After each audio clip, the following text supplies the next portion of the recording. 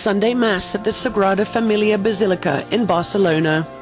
In attendance, Spain's King Felipe and Queen Letizia, as well as Mariano Rajoy, the country's Prime Minister. Congregants prayed for peace and for the victims of Thursday's twin van attacks that left 14 people dead and more than 120 injured. At Barcelona's Las Ramblas Avenue, people marked the third and final day of official mourning, laying flowers and lighting candles at the site of one of the attacks. I got up this morning and said I have to go and pay my respects to all those people who will never go home. It's a pity in the end, but what are we going to do? Life goes on. En fin, ¿qué haremos? La vida sigue. Now we live in fear. Now every time we get up, we turn on the news to see what happened, what didn't happen, or what could happen. But we hope and desire that we don't see more terror attacks. Police have arrested 4 people in connection with the attack in Barcelona and another in the seaside resort of Cambrils. A manhunt is underway for the driver of one of the vans and for an imam from a mosque in the town of Ripoll. Spanish police say they now believe that 12 people were behind the Barcelona attacks. One man is still on the run. Spanish and French border security has been beefed up in the search for Yunus Abiyakub. Police believe the 22-year-old Moroccan was the driver of the van at Las Ramblas that killed 13 people and injured hundreds. The head of the Catalan police said, at this point, without discarding any other possibilities, we believe Abiyakub was the sole driver of the van that ploughed through the city centre, killing and wounding so many people. Investigators have now found the remains of 2 people in the house that exploded in the nearby town of Alcanar. It's believed the gas canisters that exploded were to be used in a massive attack.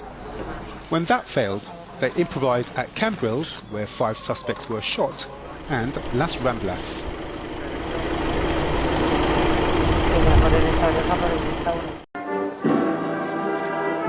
Zimbabwe's First Lady Grace Mugabe has escaped answering assault charges in South Africa after being granted diplomatic immunity.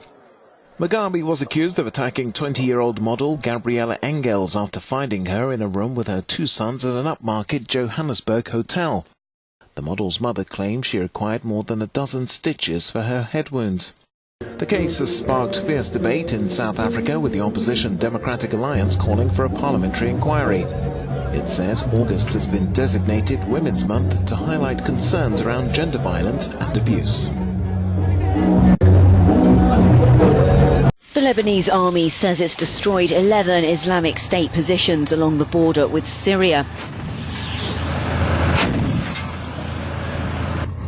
On Saturday, the US-backed army launched its biggest military operation yet against ISIS since the group gained a foothold along the country's border with Syria in 2014.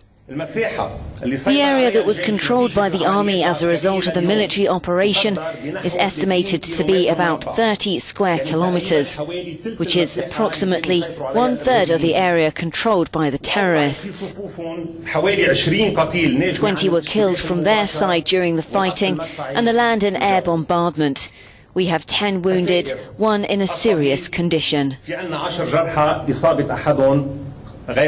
In a separate operation, the Syrian army and its ally Hezbollah announced an assault on militants from the Syrian side of the frontier.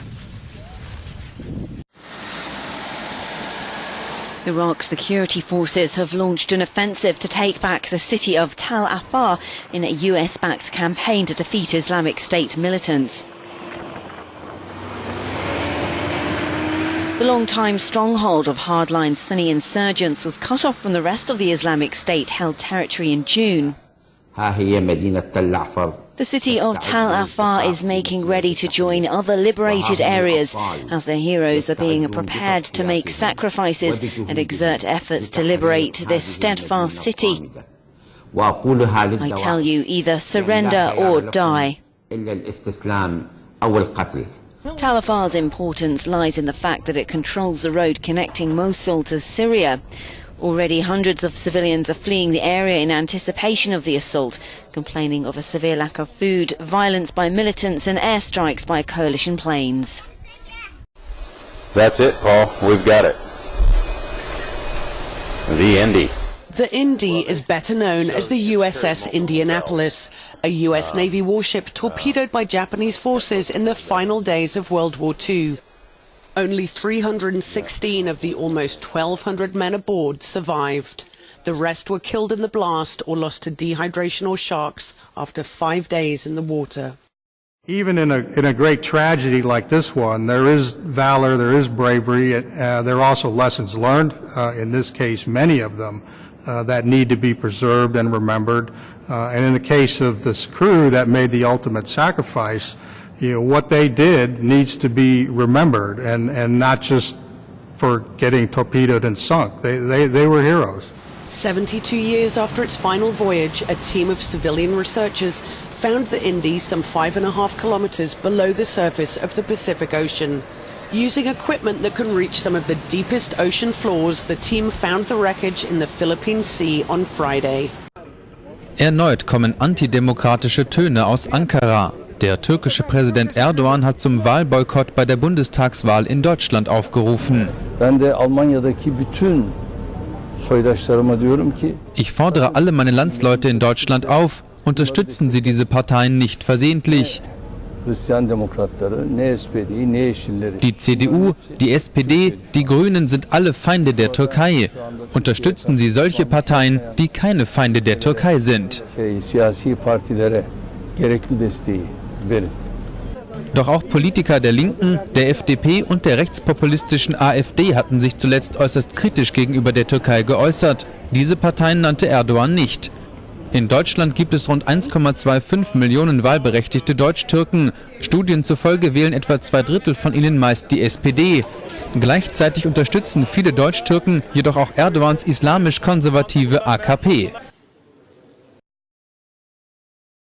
Televidente, non sta by un break, ora non sta back e deporte.